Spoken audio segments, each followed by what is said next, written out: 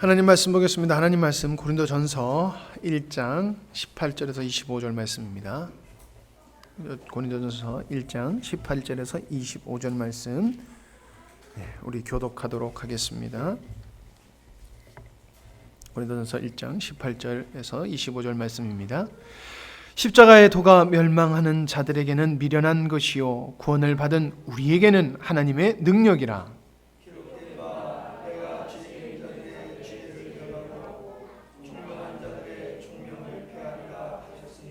지혜 있는 자가 어디 있느냐, 선비가 어디 있느냐, 이 세대의 변론자가 어디 있느냐. 하나님께서 이 세상의 지혜를 미련하게 하신 것이 아니냐.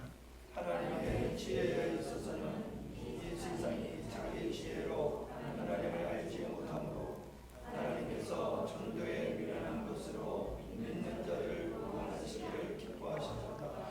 유대인은 표적을 구하고 헬라인은 지혜를 찾으나 우리는 십자가에 못 박힌 그리스도를 전하니 우리에게는 거리끼는 것이요 하나님에게는 유명한 것이되 오직 부르심을 받은 자들에게는 유대인이나 헬라인이나 그리스도는 하나님의 능력이요 하나님의 지혜니라. 하나님이 어리석음을 사람보다 지혜롭고 하나님의 약하심이 사람보다 강하니라. 아멘. 말씀의 제목은 십자가가 복음이다 라는 말씀을 나누려고 합니다. 인류가 해결하지 못하는 문제가 있지요. 늙어지는 거, 병드는 거, 죽는 거, 이것을 해결할 길이 없습니다. 의학이 발달해서 여러 가지로 좋은 환경을 우리가 접하고 치유를 받고 살아가지만은, 그러나 보이지 않은 병균을 우리가 잡아내지 못하고 발생되는 새로운 질병들을 대처하기에는 버겁고, 그래서 질병에 자유로운 자가 없고 또 늙는 것을 막을 수 없고 죽는 것을 막을 수 없는 것이 인간이 얼마나 나약한 존재냐라고 하는 것을 우리가 느끼게 되지요. 우리는 바이러스에 의해서 감염되어지고 발생되는 질병에 대해서는 지금 심각하게 온 세계가 대처를 하고 있고 극복하려고 애를 쓰고 있습니다만은, 병균이 우리를 육체를 죽이게 할 수는 있지만은 영혼을 죽이지는 않습니다. 근데 죄라고 하는 이 죄는 우리 육체를 죽이기도 하고 영혼을 죽이기까지 한다는 겁니다. 병균보담도 바이러스보담도 더 무서운 것이 죄임에도 불구하고 사람들은 죄에 대해서 별 인식을 안 하고 살고 있다라고 하는 겁니다. 사람들은 질병의 문제만 해결하려고 노력을 합니다.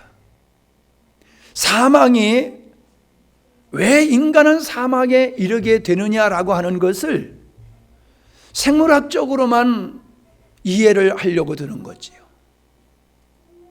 그러나 성경을 통해서 우리가 보면은 사람이 사망에 이르게 된 것은 죄로 말미암아 비롯된 것이다 라고 하는 것을 알게 되어집니다. 이 죄가 사람의 육체적으로도 늙고 병들게 하고 영적으로도 영원한 사망에 이르게 하는 것임에도 불구하고 사람들은 그냥 외형적인 거로만 생각합니다. 당연히 사람들은 늙고 병들어서 죽는 거 아니야? 이렇게 생각합니다.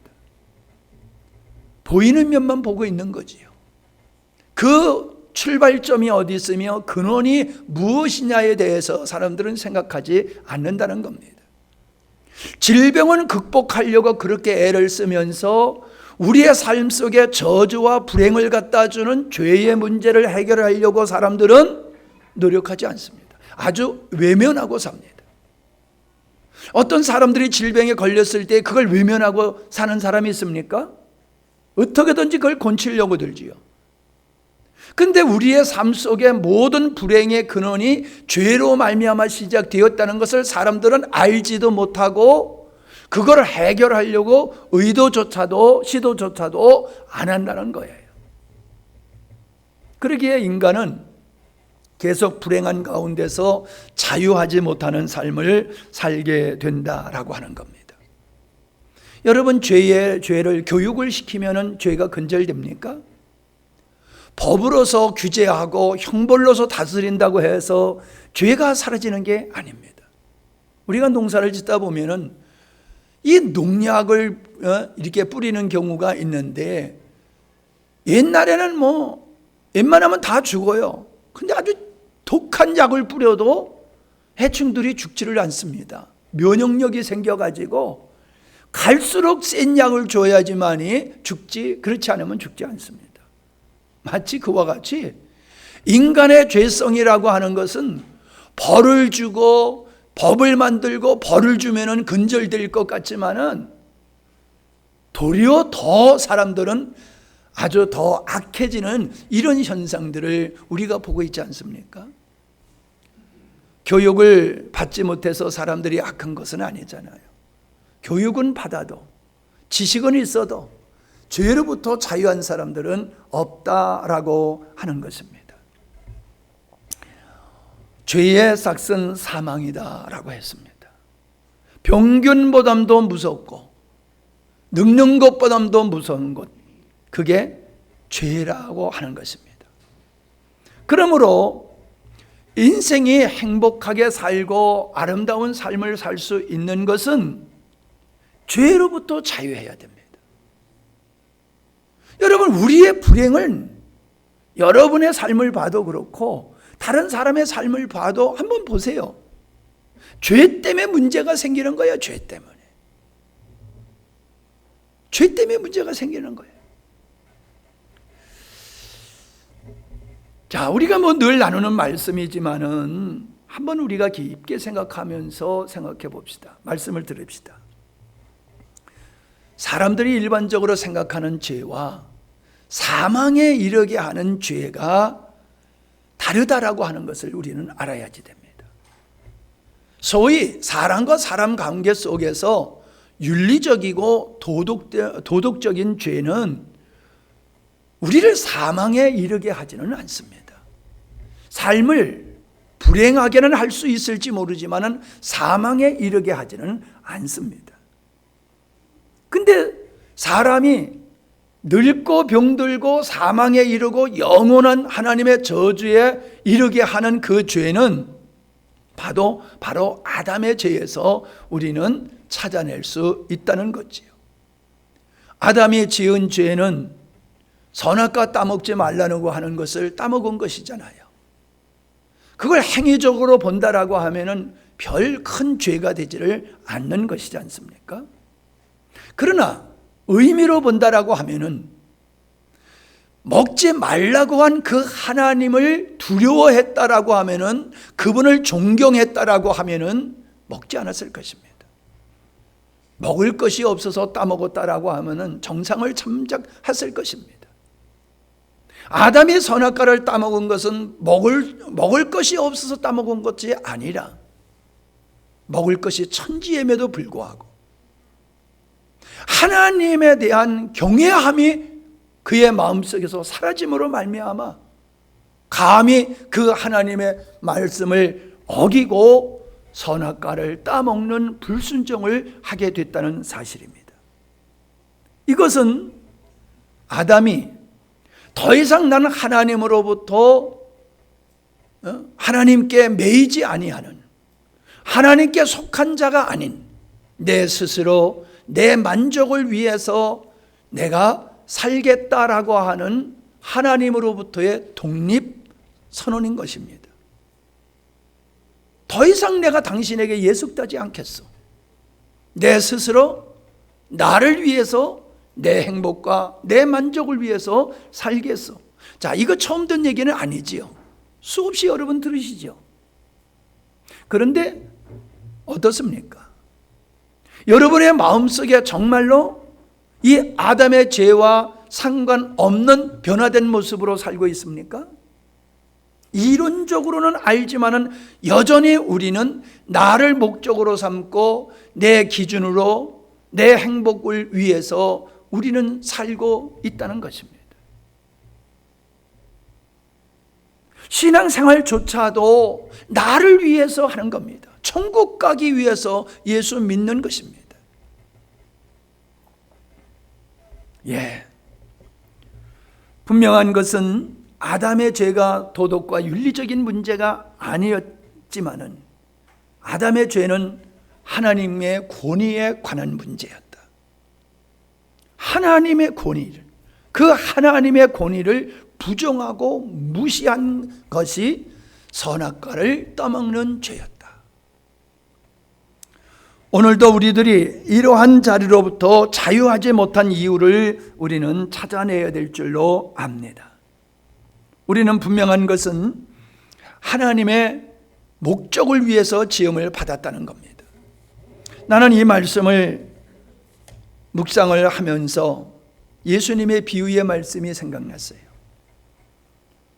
어떤 임금이, 어떤 주인이 포도원을 만들고 종들에게 맡기고 먼 곳으로 가서 세를 받으려고 종을 보냈지만은 세를 내지 아니하고 도리어 종도를 능욕하고 그의 보내신 아들까지 죽였다. 왜?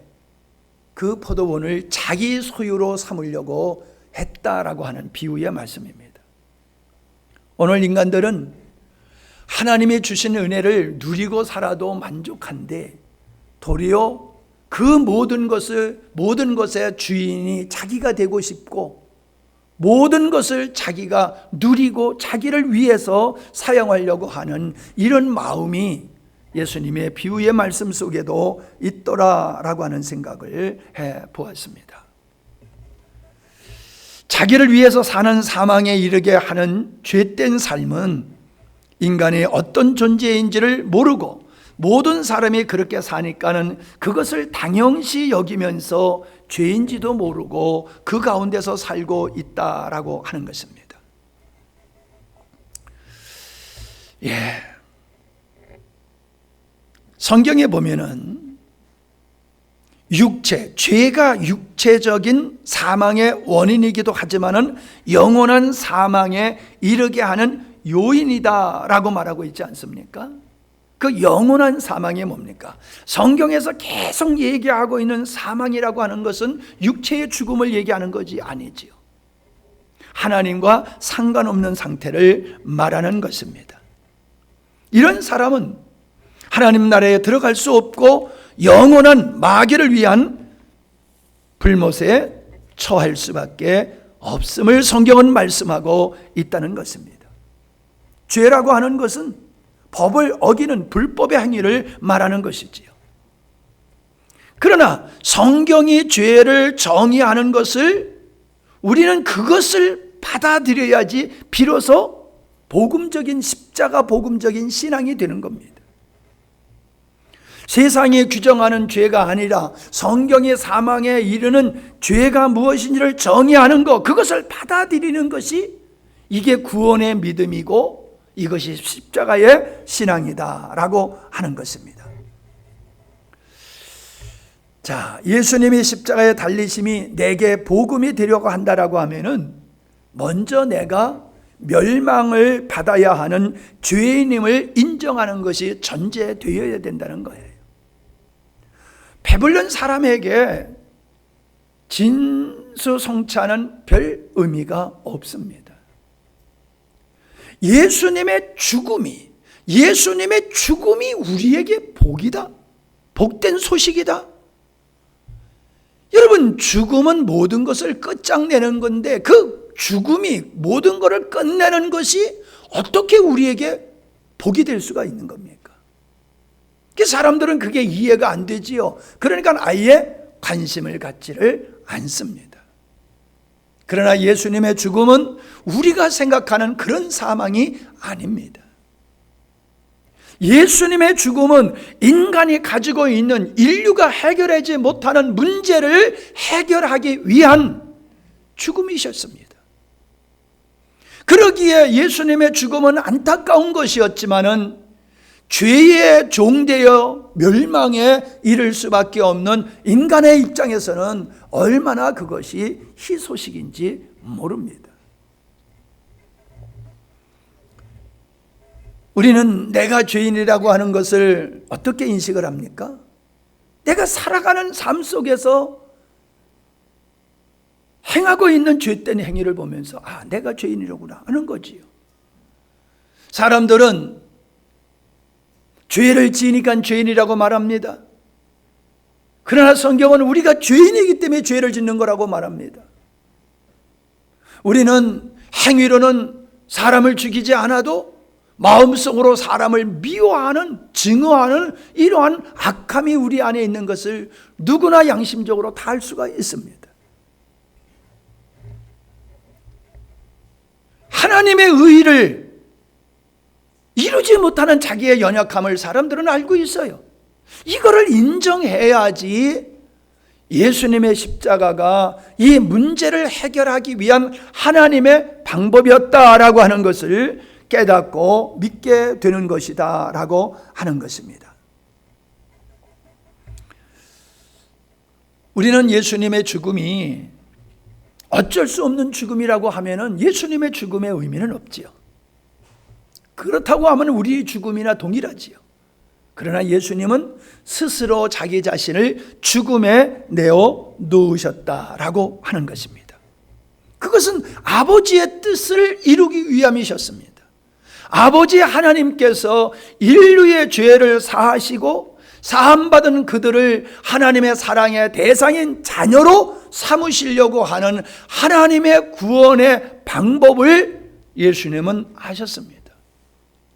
당신을 희생의 양으로 삼으셔서 인간들, 죄인들이 지불해야 할 죄값을 당신이 십자가에 못 박혀 죽으심으로 지불케 하시는 아버지의 뜻을 이루기 위해서 예수님은 이 땅에 오셨고 그 아버지의 뜻을 이루기 위해서 십자가를 지신 것입니다.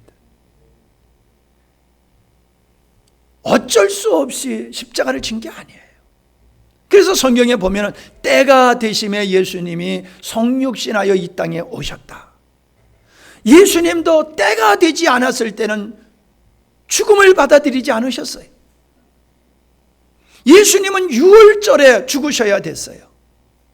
왜냐하면 구약의 유월절의 사건이 예수님의 죽음을 예표하는 것이기 때문에 예수님은 그 유월절에 당신이 스스로 십자가를 지심으로 말미암아 내가 인류를 구원하는 희생 양이다라고 하는 것을 보여주신 것이지요. 우리는 예수님께서 십자가를 지심으로 우리가 지불할 죄값을 지불하셨다는 것을 우리는 믿어야 됩니다. 그 일을 천사에게 시키지 않으셨어요. 이 땅에 어떤 훌륭한 영적 사람에게 시키지 않으셨어요. 하나님이 친히 사람이 되셔서 이 땅에 오셔서 당신이 십자가에 죽어 주심으로 말미암아 우리의 죄의 문제를 해결해 주시면 이 땅에 누구도 인간이 지은 죄를 해결할 의인이 없었다는 겁니다. 없는 거예요. 왜? 인류의 시조인 아담이 범죄함으로 말미암아 모두가 죄인 되었기 때문에 죄인이 죄인을 위해서 어떠한 일을 할 수가 없다는 것이지. 그래서 예수님은 여인의 아들로 이 땅에 태어나셔서 죄 없는 자로서 인류의 죄를 당신이 담당하시고 십자가에서 형벌을 받으신 것입니다. 그러므로 우리는 이걸 믿을 때에 우리의 죄의 사함이 이루어지는 것이다 라고 하는 것이지요. 우리는 이제 죄의 문제로 고민하지 않게 됐습니다. 왜냐하면 예수님께서 나의 죄를 위해서 희생을 하셨고 제물이 되셨기 때문에 하나님은 예수님의 피를 보시고 예수님은 우리를 의롭다고, 하나님은 우리를 의롭다고 여기시는 겁니다. 그래서 우리가 과거에 짓는 죄나 지금에 짓는 죄나 앞으로 지을 모든 죄로부터 우리는 자유케 되는 것입니다. 자, 자유케 된다고 그러니까 마음대로 살아도 되느냐? 그게 아니라는 거지요. 하나님께서는 우리를 죄값으로 자유케 하셨을 뿐만 아니라 이제 죄로부터 자유하는 자를 만드시는 일까지 하셨다는 것입니다. 예를 들어서 쥐가 들어오는 것을 쥐를 내쫓는 걸 끝난 게 아니라 다시금 쥐가 들어오지 않도록 집안을 깨끗하게 정리하는 것과 같이 우리의 죄의 문제를 해결해 주실 뿐만 아니라 다시금 죄의 종이 되지 아니하도록 하시는 일까지 예수님이 하신 것이 십자가에서의 일이다. 이것을 우리가 잊어서는 아니 됩니다. 근데 문제는 사람들이, 여러분도 마찬가지예요. 이제 수없이 들어서 알아요. 그럼에도 불구하고 여전히 우리가 죄로부터 자유하지 못하는 이유가 뭔지를 고민하고 있는데 이것을 우리는 분명히 알아야 된다라고 하는 것입니다. 우리는 성경에서 육체라고 표현하는 이 말이 어떤 의미를 가지고 있느냐를 알아야 됩니다. 육체라고 성경에서 말하는 것은 이 고기 덩어리를 말하는 게 아니라는 거예요. 성경에서 말하는 육체라고 하는 것은 아담이 범죄한 그 상태를 말하는 겁니다. 하나님을 부정하고 하나님의 권위와 주권을 부정하고 자기를 목적으로 삼고 자기 사랑을 위해서 자기 힘으로 자기 능력으로 스스로 살아가는 상태를 육체라고 성경은 말하고 있는 겁니다. 육체가 된 노아 시대의 모든 사람을 하나님께서는 심판하셨지요. 이 육체가 됨이 모든 죄의 근원이 된다는 겁니다. 잘 들으십시오. 잘 이해하십시오. 내가 목적이 되고 나를 사랑하고 내 만족과 내 행복을 위해서 내 스스로 살아가는 이 자체가 죄된 근원이라는 겁니다. 여기서부터 모든 죄가 파생된다는 사실입니다. 그래서 예수님께서 하시는 말씀이 나를 따라오려거든 너 자신을 부인해야 된다라는 말씀을 하셨지요. 내 자신을 부인한다는 것이 뭡니까? 더 이상 나를 목적으로 삼지 아니하고 내 기준, 내 만족, 내 행복을 위해서 내 힘으로 스스로 사는 것을 끝내는 겁니다. 더 이상 그걸 하지 않는다. 이것이 바로 옛사람의 죽음이다라고 얘기하는 것입니다. 예수님은 십자가에서 죽으실 때에 우리 죄를 담당하셨을 뿐만 아니라 우리 옛사람을 품고서 십자가에서 죽으셨다고 로마서에서 말씀하고 있지 않습니까? 6장에서. 그러니까 예수님께서는 십자가에서 우리 죄를 담당하셔서 죽으시면서 우리 옛사람을 품으셨다. 옛사람도 예수와 함께 죽었다라고 하는 게 뭡니까? 죄사함의 의미를 여러분이 잘 생각하셔야 됩니다. 너희들이 왜 죄를 졌느냐? 너희들의 죄값을 위해 죄값으로 내가 죽는다. 너희들의 죄가 사여졌다. 이거로 끝나는 게 아니라는 겁니다. 너의 죄가 사여졌다라고 하는 게 끝나는 게 아니라 이제 네가 죄를 짓는 삶에서도 너는 이제 자유자가 된 것이다 라고 하는 거예요. 그게 뭐예요? 너를 위해서 살던 삶을 너는 이제 더 이상 사는 게 아니야. 너를 위해서 사는 삶이 내 죄가 십자가에 나아가 대속의 제물이 돼서 죽음으로 해결되는 것 같이 너를 위해서 사는, 나를 사망에 예수님을 사망에 이르게 하는 그 옛사람, 육체된 삶도 이 순간에 끝나는 거야, 그거예요. 죄값이 끝나는 것과 같이 죄를 짓는 너도 끝나는 거야. 그래서 너는 거듭난 사람이야. 넌 새 사람이야. 너를 위해서 살던 삶에서 하나님을 위해서 사는 삶으로 바뀌어지는 거고, 내 힘으로 살던 것에서 하나님의 은혜로 사는 삶으로 바뀌어지는 거, 이게 새 사람이야, 이게 거듭난 자야 라고 하는 거예요. 여러분, 이 거듭났다라고 하는 의미를 우리가 올바로 인식이 되어야 됩니다. 새 사람이라는 거예요. 새 사람. 어떻게 새 사람? 나를 위한 삶에서 하나님을 향한 삶으로 바뀌어진 새 사람. 내 만족과 내 기쁨을 위해서 살던 삶에서 하나님의 만족을 위해서 살아가는 그 새 사람. 자기 힘으로 살던 삶에서 하나님의 은혜로 사는 바로 그 새 사람. 그 사람이 새 사람이에요. 내 죄가 사해졌다라고 하는 거로 끝나는 것이 십자가의 믿음이 아닙니다. 새 사람이 되는 거예요. 새 사람. 근데 오늘날 많은 사람들은요, 예수님의 죽음으로 내 죄가 사해졌다라고 하는 것만 알고 있지, 예수님께서는 그렇게 예수님을 십자가에 달리게 만들었던 그 육체가 되게 했던 그 죄된 옛사람도 끝장내셨다라고 하는 것에 대해서는 사람들이 몰라요. 그냥 머리로만 대충 그냥 관념적으로 알고 있는 거예요.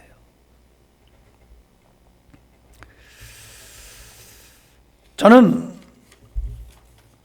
우연히 영화를 이렇게 보게 되었는데 끝마무리에만 봤어요. 끝마무리. 근데 그 영화 이름이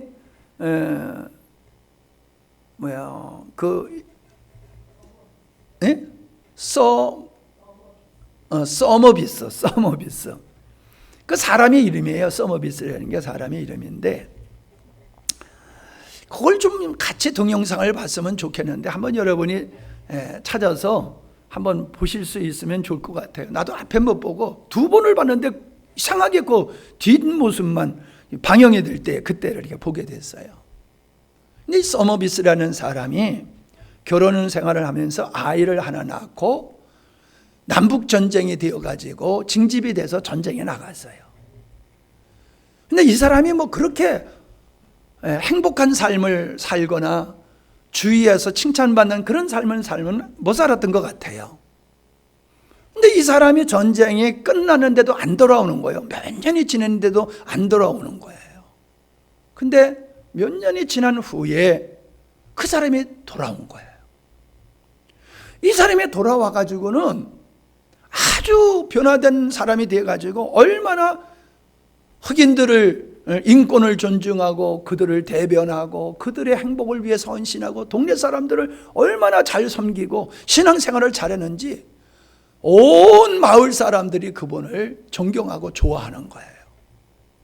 예배를 드리고 나오는데 보안관이 와가지고 그 사람을 체포해 가는 거예요. 당신이 살인죄를 졌으니까 체포한다. 그러면서 잡아가는 거예요. 이 사람은 전혀 두려워하지 않아요. 동네 사람들에 걱정하지 말라고, 나 돌아올 거라고. 그리고 갑니다. 거기에는 부인도 따라가고 아이들도 따라가고 동네 사람도 다 따라가요. 재판을 받는데 서머비스.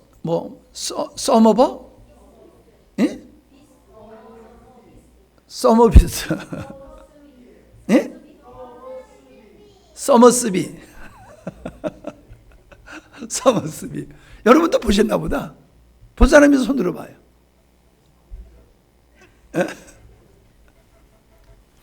이게 철수라고 얘기합시다. 이 자꾸 이름을 하니까 헷갈리는데 철수라고 바꿉니다.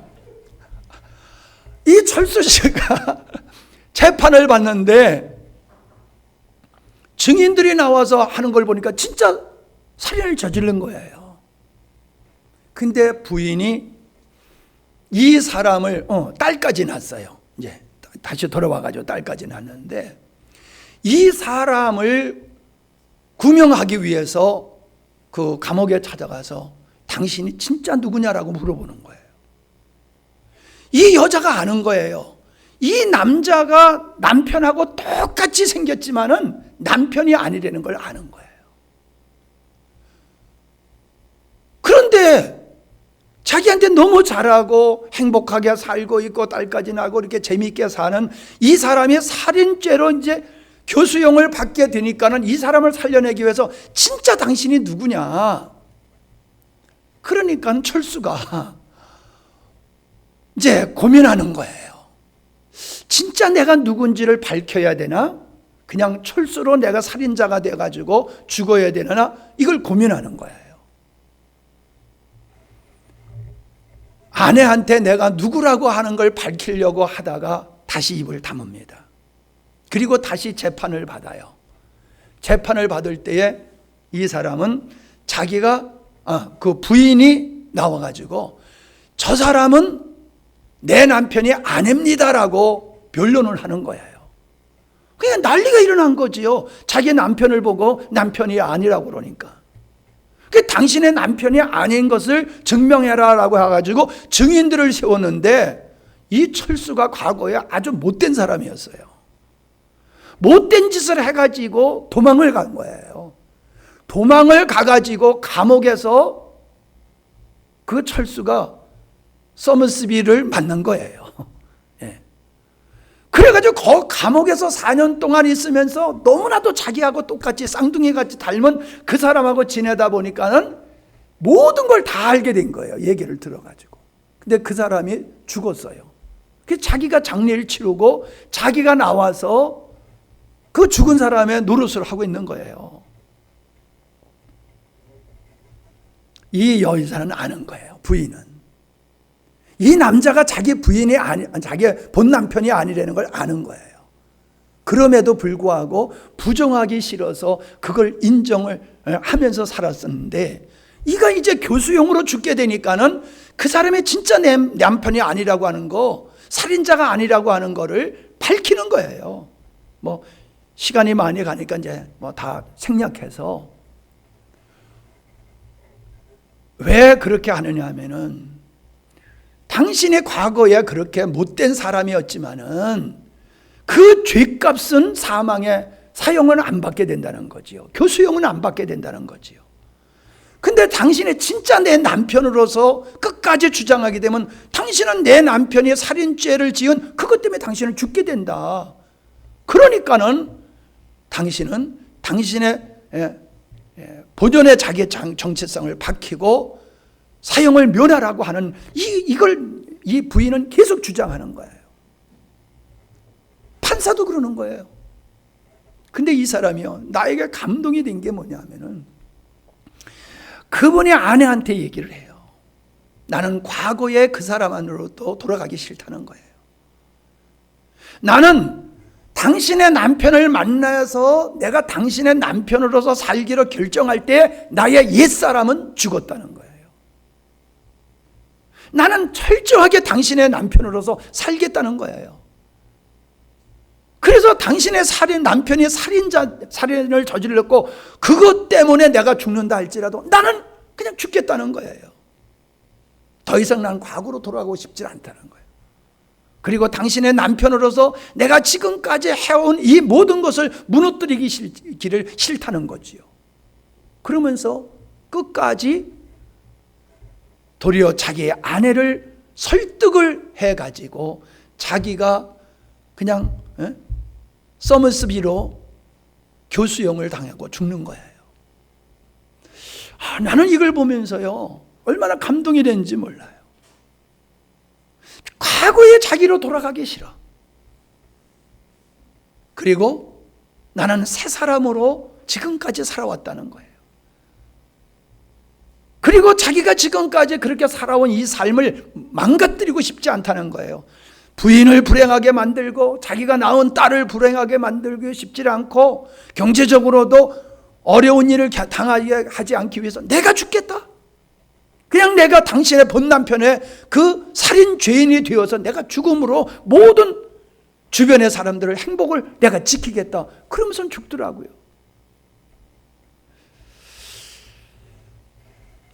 여러분은 얼마나 제가 얘기한 게 그냥 감동적으로 멋지게 얘기해야지 여러분이 좀 더 은혜가 될 텐데 저는 그걸 보면서 굉장히 은혜를 입었어요. 우리는 옛사람의 죽음이라고 하는 것을 이렇게 인식을 해야 되는 거예요. 나는 죽었어. 나는 새 사람이야. 이게 구원받은 자의 정체성이고 의식이에요.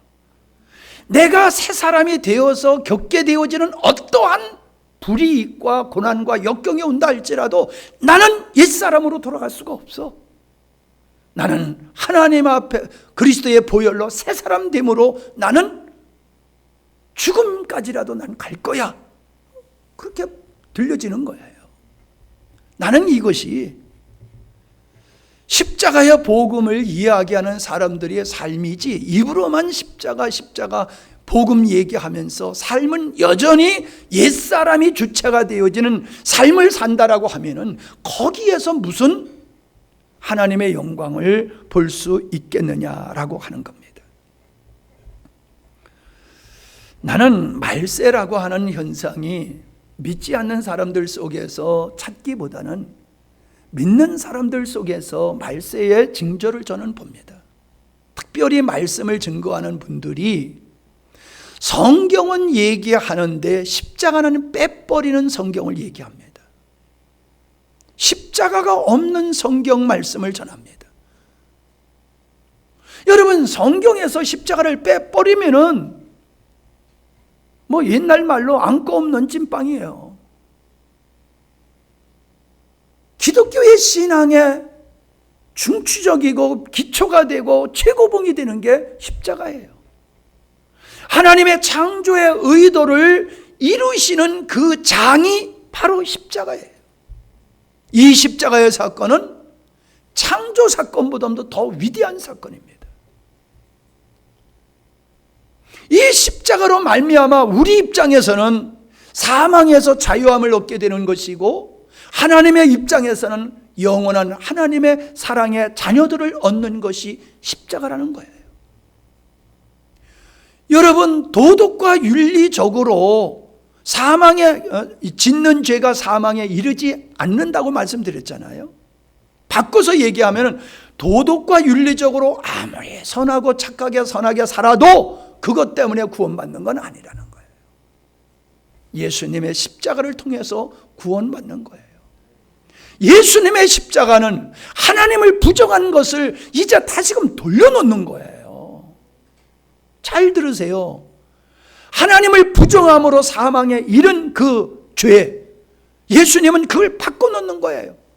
우리 자신을 위해서 살던 삶에서 하나님을 향하여 사는 삶으로 새 사람으로 바꾸는 역사가 십자가라는 거예요. 도덕적이고 윤리적이고 선하고 착한 사람을 만드는 목적으로 십자가를 진 게 아니에요. 하나님을 향하여 사는 사람으로 바꿔놓는 이것이 십자가라는 거예요. 그렇기 때문에 십자가는 복음이 되는 겁니다, 우리에게. 십자가가 없는 신앙은 가짜입니다. 십자가를 통과하지 않는 신앙은 어린아이의 신앙을 탈피할 수가 없습니다. 십자가의 신앙은 자기 부정 위에 세워지는 것이다 라고 하는 거지요. 하나님을 예배할 수 있는 자격이 누구에게 있습니까? 하나님이 영광을 받으시는 예배는 어떤 사람이 드리는 예배를 받으십니까? 가인의 예배와 아벨의 예배로 비유한다라고 하면은 하나님은 가인의 예배는 안 받으셨잖아요. 아벨의 예배만 받으셨잖아요. 그러면 오늘날 하나님이 우리가 드리는 예배를 받으신다고 하면은 내가 드리는 예배를 주님이 받으세요 해서 받는 게 아니라는 겁니다. 하나님이 인정하는 예배, 하나님이 받으시는 예배는 나는 죽고 그리스도가 살았다. 나는 죽고 그리스도가 살았다. 새 사람이 되어서 하나님의 자기 인생의 목적이 되어서 사는 그 사람이 드리는 예배만 하나님이 받으시는 거예요. 왜? 그런 사람만 하나님을 예배할 자격이 있는 겁니다. 아무나 예배할 자격이 있지 않아요. 하나님을 예배할 수 있고 하나님이 그 예배를 받으시는 사람은 누구냐? 자기를 부정하고 그리스도로 사는 사람, 이 사람의 예배를 받으시는 것이다 라고 하는 겁니다. 예수님만 죽고 나는 죽지 아니하는 신앙을 가지고 있다라고 하면은 그 신앙은 가짜입니다. 예수님의 십자가 빠진 말씀도 가짜라고 얘기했지요. 여러분, 생명이신 우리 주님을 경험하고 우리 주님과 동행하면서 살아갈 수 있는 사람은 누굽니까? 자기를 부인하는 사람입니다. 자기의 옛사람을 끝장낸 사람만이 주님과 동행할 수 있는 것입니다. 주님과 진정으로 동행하는 사람만이 생명이신 주님을 경험하게 된다라고 하는 것입니다. 자아가 강할수록 주님이 일하실 자리는 얻지를 못합니다. 자아를 부인할수록 우리 주님께서 우리를 위하여 일하실 공간이 넓어진다는 것입니다. 우리 자신을 온전히 주님께 내어드릴 때에 주님도 주님께 속한 모든 것을 우리에게 내어주신다는 것입니다. 주님과의 동행의 시작은 나는 죽고 주님이 온전히 머리가 되실 때에 그때부터 시작이 되는 것입니다. 십자가가 인류가 지닌 문제의 해결하는 길임은 그것은 죄를 사하시는 하나님이 우리의 죄를 사하시기 위한 해결책을 예수님의 십자가로 정하셨기 때문에 그렇습니다. 다른 방법으로는 우리 죄의 문제가 해결되지 않습니다. 다른 방법으로는 생명이신 주님을 누릴 길이 없습니다. 나의 옛사람을 십자가에서 못 박아버리고 하나님을 향하여 은혜로 사는 사람만이 하나님의 생명을 누리며 영적 삶을 살 수 있게 되는 것이다 라고 하는 겁니다. 십자가는 하나님의 지혜이며 하나님의 능력이다 라고 말씀하셨습니다. 십자가는 하나님의 사랑에 실현되는 것입니다. 십자가는 새 창조를 위한 전주곡이다 라고 하는 겁니다. 주님을 못 박은 골고다 언덕의 십자가는 창조 사역보다도 더 위대한 하나님의 영광이 나타난 곳이라는 것입니다. 사단은 예수님을 십자가에 못 박음으로 말미암아 자기가 승리한 줄 알았습니다. 그러나 도리어 그 꾀가 자기를 멸망에 이르게 했다는 사실입니다. 그것은 예수님께서 3일 만에 부활하심으로 창세전에 세우신 하나님의 뜻을 이루셨고 사망의 권세로 인류를 멸망케 하던 사단은 정죄받고 멸망당하게 된 것이라는 겁니다. 이로 인하여 하나님의 자녀된 자들은 사망의 권세를 이기고 죄로부터 자유하는 삶을 살게 됐습니다. 진정 인류가 해결하지 못하는 죄의 문제를 해결받게 되는 겁니다. 육체는 죽게 되지만은 그 영혼은 하나님과의 관계가 회복되어서 하나님의 자녀로서 영생을 누리게 되는 것이 주님이 십자가의 죽으심의 결과다라고 하는 겁니다. 여러분, 이게 복음이지 않습니까? 예수님의 죽음에는 이 놀라운 비밀이 담겨져 있습니다. 근데 사람들은 이기주의로 인본주의로 예수님을 믿다 보니까는 이런 깊은 것은 생각지 아니하고 단순하게 그냥 예수님이 내 죄를 위해서 죽으신 거 그건 믿으면 천국 간대. 그러니까 천국 가기 위해서 내가 믿어줄게. 이런 수준의 믿음을 가지고 살아가니까는 죄를 이기는 삶을 못 사는 거예요. 여러분, 죄는 행동으로 짓기 전에 먼저 마음속에서부터 잉태되는 거지 않습니까? 마음에서부터 죄가 잉태되어서 행위를 낳는 거예요. 근데 내 마음에 죄를 잉태하는 내 자아가 없어지다 보니까는 죄가 더 이상 나를 주관하지 못하는, 그래서 죄로부터 자유하는 삶을 살게 하신 것, 죄의 문제만 해결해 주신 게 아니라 죄로부터 자유케 하신 것. 할렐루야. 그러니까 십자가의 복음으로 살면 가정이 천국이 될 수밖에 없는 거예요. 가정이 천국이 되는 거예요. 십자가 얘기하면서 부부지간에 갈등이 있어요. 우리도 그랬어요. 십자가 복음을 전하지만 사모님과 내가 갈등이 있었어요. 그런데 서로가 이 십자가의 복음을 깊이 알게 되고 내 자신이 나를 사랑함이 십자가의 복음이 실현되지 못하게 하는 그 원인인 것을 알게 되어지면서 나를 십자가로 온전히 넘기게 되어졌을 때에 서로가 가지고 있는 갈등의 요소가 그냥 사라지더라고요. 내 말이 진짜인지 가짜인지 알려고 그러면 우리 집에 와서 한 달만 같이 살아요. 예? 내가 허락할게요. 허락할게요. 정말 저는 이런 얘기하니까 지난번에 하전도사한테 이런 얘기하니까 목사님 그런 얘기 하지 말아요. 그리고 이제 놀리더라고요. 진짜 어떻게 보면은 내 자랑인 것 같고 그 말이 나 뜨거울 것 같이 생각할 수도 있어요. 그럼에도 불구하고 내가 계속 이 얘기를 하는 것은 내 자신이 죄로부터 온전히 자유하는 우리 가정이 온전히 복음으로 세워지는 일이 내가 봤을 때 정상적이지 못했었다는 거예요. 그런데 정말로 이 복음이 우리 안에서 더 실체가 되어지고 모두가 나 자신을 십자가로 넘기는 이 분량이 커지니까 죄의 요소가 우리 마음속에서 사라지고 그러니까는 아름다운 천국의 삶이 되어지는 이것을 느끼면서 보니까 야 진짜 십자가의 복음에 이런 능력이 있구나. 십자가의 복음이 이런 열매를 맺는구나. 너무 감사하고 너무 좋으니까 제가 여러분에게 자꾸 강조하는 거예요. 오해 없으시기 바랍니다. 그리고 여러분이 갖고 있는 신앙의 갈등과 고민을 와서 좀 얘기하세요. 같이 나눠보세요. 삶 속에서 여러분이 겪고 있는 갈등을 얘기하다 보면은 여러분의 마음속에 처리되지 못한 옛사람이 있다는 것을 발견하게 될 겁니다. 그것을 발견하고 처리하게 되면은 여러분이 이 땅에서 천국의 삶을 누리게 될 줄로 믿습니다. 할렐루야. 아멘. 자, 우리 성찬식을 하도록 하겠습니다.